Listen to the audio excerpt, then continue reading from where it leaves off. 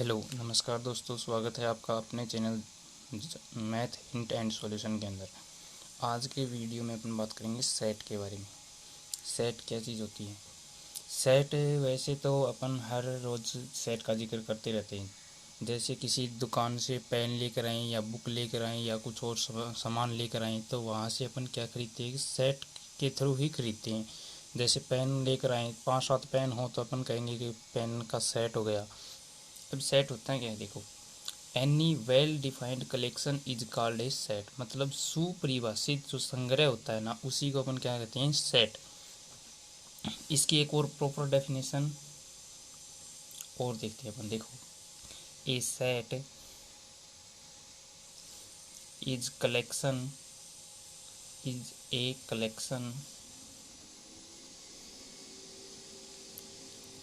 Collection of well defined objects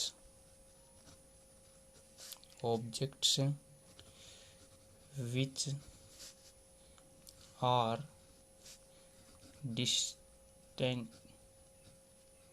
distant from each other।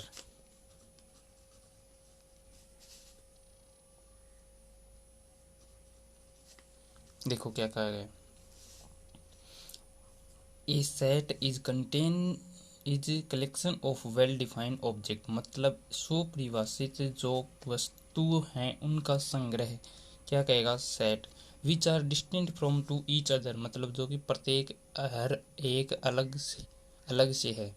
जैसे कि किसी में जैसे कोई नंबर लिखता हूँ, जैसे 2, 3, 5, 7 और 11।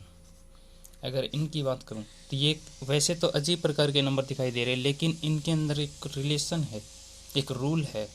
क्या है वो रूल? ये है कि ये सभी के सभी प्राइम नंबर हैं। मतलब कि इसके अंदर खुद का और एक के अलावा और किसी नंबर का भाग नहीं जा रहा। तो ये क्या हो गया कि प्राइम नंबर का सेट हो गया, जिसके अंदर कितने एलिमेंट हैं? 5 एलिमेंट, 1, 2, 3, 4 एंड 5। तो ये हो गया है सेट। और भी सेट के कई एग्जाम्पल, जैसे कि अपन भारत देश के अगर राज्यों की बात करें तो वो भी क्या होता है? एक सेट होता है। या आप जिस प्रांत में रहते हैं, मतलब राजस्थान, गुजरात, पंजाब, हरियाणा, ये इनके अंदर अगर जिलों की बात करें तो वो भी एक क्या होगा? सेट। अब आती है सेट को रिप्रेजेंट करने के तरीके। रिप्रेजेंट किस रूप में करें अपन? तो सेट को रिप्रेजेंट करने के एक तरीका होता है रोस्टर फॉर्म।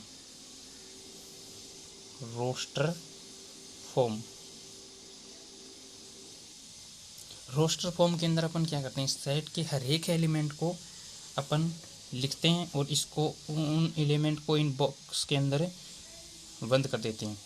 और प्रत्येक एलिमेंट को अलग अलग दिखाने के लिए अपन किसका यूज करते हैं? इस कोमा का यूज करते हैं। तो यानी कि क्या होगा, इसकी डेफिनेशन होगी, इन this method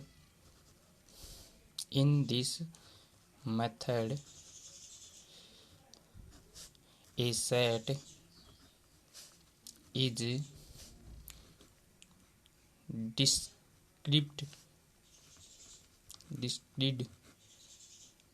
described by listing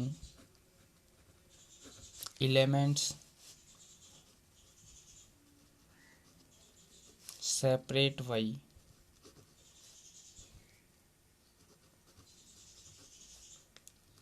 separated by commas and closed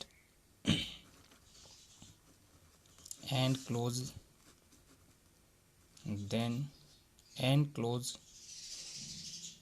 by circular bracket। मतलब कि सॉरी, इस मेथड के अंदर अपन क्या करेंगे? सेट के हर एक एलिमेंट को लिखेंगे, एक लिस्टिंग मतलब लिस्ट के रूप में हर एक एलिमेंट को लिखेंगे। और सेपरेटेड बाई कोमा, मतलब हर एक एलिमेंट को अलग दिखाने के लिए अपन इस कोमा का यूज करेंगे। और enclosed by the circular bracket मतलब इस ब्रैकेट के द्वारा अपन इसको सेट को क्या कर देंगे, बंद कर देंगे। सपोज अगर ये सेट है, ये रोस्टर फॉर्म में ही है, अगर अपन और सेट लिखना चाहें जैसे कि 1 2 3 4 अप टू,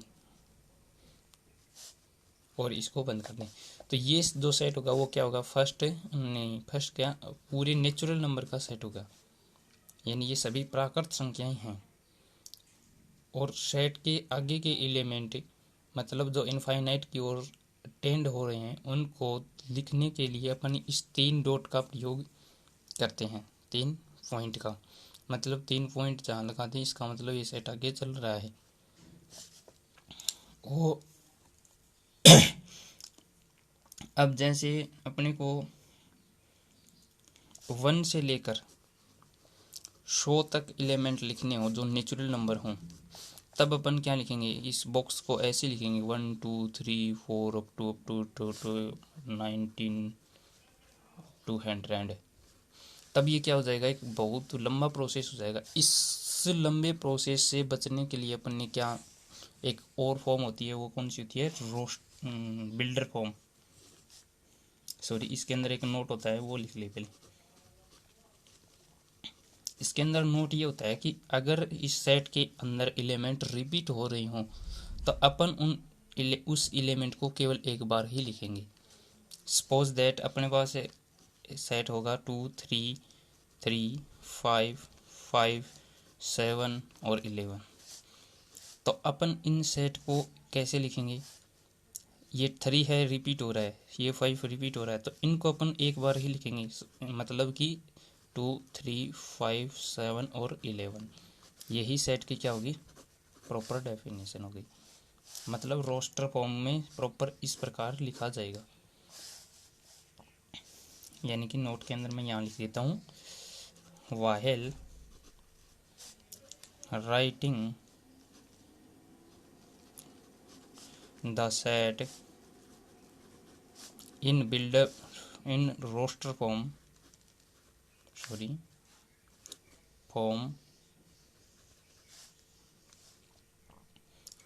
an element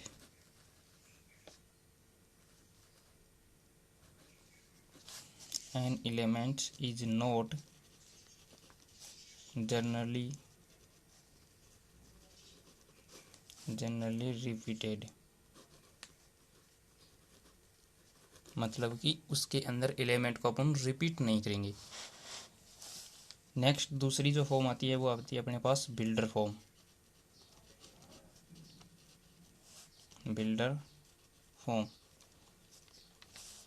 इसके अंदर क्या लिखते हैं अपन, सेट के हर एक एलिमेंट को एक रूल या एक पर्टिकुलर प्रॉपर्टी के द्वारा अपन डिफाइन कर देते हैं जिसके अंदर सेट के सभी एलिमेंट आ जाएं। यानी कि in this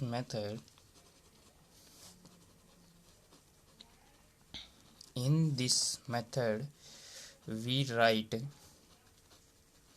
down a property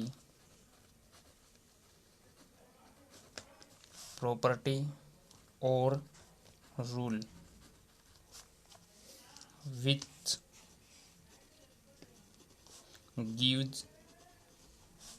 us all the element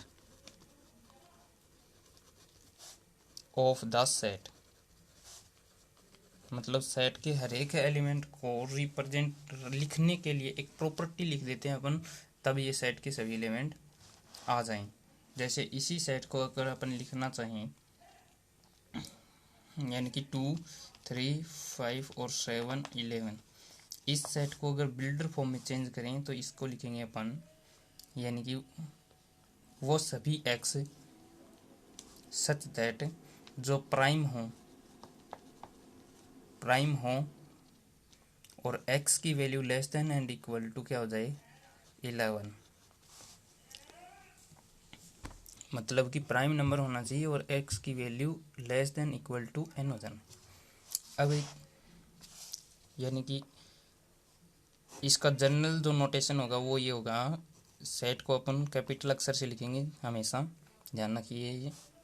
यानी सेट को, किसी भी सेट को अगर पर्टिकुलर नाम देना हो तो उस सेट को इंग्लिश वर्णमाला के कैपिटल अक्षर से लिखेंगे। यानी ए इज इक्वल टू, ए इस सेट का नाम है, इसके अंदर सभी एक्स होंगे, सच दैट बराबर होगा पी एक्स। जहाँ ये पी एक्स है वो एक रूल है, पी एक्स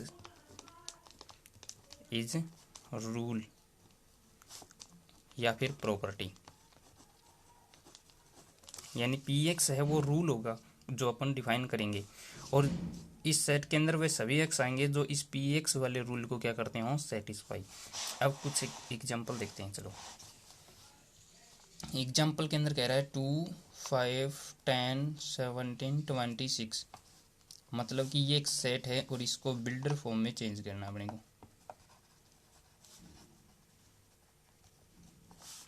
बिल्डर फॉर्म में चेंज करने के लिए अपन क्या लिखेंगे, इसको, इस सेट को अगर मैं नाम देना चाहूँ जैसे बी, तो इसके अंदर इस प्रकार के एलिमेंट होंगे, एन स्क्वायर प्लस 1 टाइप के एलिमेंट होंगे, सच दैट एन बिलोंग करना चाहिए नेचुरल नंबर से, और एन की वैल्यू लेस देन और इक्वल टू 5 होनी चाहिए।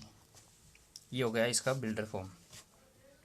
एन की वैल्यू रखो 1, तो 1 रेख 2, एन की वैल्यू 2 रखें, 2 दूनी 4 और 1 कितना जाएगा 5, एन की वैल्यू 3, 3 3 9 और 1 कितना जाएगा 10, मतलब इसको ऐसा लिख सकते हैं।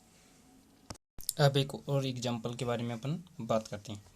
कह रहा है कि इसको भी बिल्डर फॉर्म में अपने को चेंज करना है सेट को।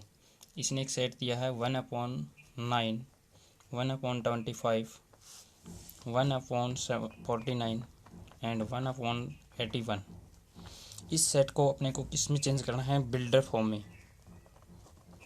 बिल्डर फॉर्म में देखो, अपने को एक ऐसा रिलेशन बनाना है जिसके थ्रू अपन इन एलिमेंट को लिख सकें। तो देखो 9 है, 25 है, 49 है, 81 है, तो एक प्रकार से ये जो विषम संख्या आ रही है उनका क्या है, विषम संख्या का वर्ग है। तो विषम संख्या को अपन लिख सकते हैं 2n+1 से।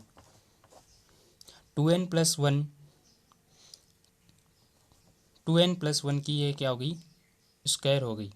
यानी इसको जो इस सेट को अगर मैं सी नाम दूँ तो इस सेट के अंदर सब कौन कौन से एलिमेंट आएंगे, 1/2n+1 की square, such that n belong करना चाहिए नेचुरल नंबर से और n की value less than and equal to 4 होनी चाहिए, 4 से अधिक नहीं। तो इस प्रकार के इस सेट का क्या कहेंगे, इस सेट को कहेंगे बिल्डर फॉर्म में, और ये हो गई अपनी रोस्टर फॉर्म में। सॉरी, अब एक बिल्डर फॉर्म का सेट लिख रहा हूँ जिसके अंदर आपको एलिमेंट बताने हैं रोस्टर फॉर्म में कितने होंगे। सेट को अगर मैं ए नाम दूँ तो इस सेट के अंदर एक्स की क्यूब के टाइप के एलिमेंट होंगे, सच दैट एक्स बिलोंग करना चाहिए नेचुरल नंबर से और एक्स की वैल्यू लेस देन और इक्वल टू होनी चाहिए 4। तब इस सेट के अंदर कौन कौन से एलिमेंट होंगे ये अपने को बताना है।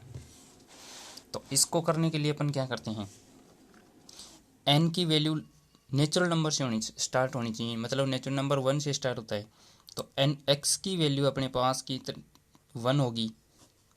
एक्स की वैल्यू 1 होगी तो इसके अंदर एलिमेंट हैं एक्स की क्यूब के फॉर्म के, मतलब इस सेट को रोस्टर फॉर्म में ऐसे इस प्रकार लिख सकते हैं। किस प्रकार, 1 लिखेंगे, 1 की क्यूब कितनी होगी 1। एन की वैल्यू यहाँ देखो 4 तक जानी चाहिए, एन की मतलब एक्स की वैल्यू, सॉरी एक्स की वैल्यू 2 रखें, एक्स की वैल्यू 2 रखें तो 2 की क्यूब कितनी होगी 8, और एक्स की वैल्यू 3 रखें तो 3 की क्यूब कितनी हो जाएगी 27, और एक्स की वैल्यू 4 रखें तो 4 की क्यूब कितनी हो जाएगी 64। यानी इस सेट के अंदर ये एलिमेंट होंगे।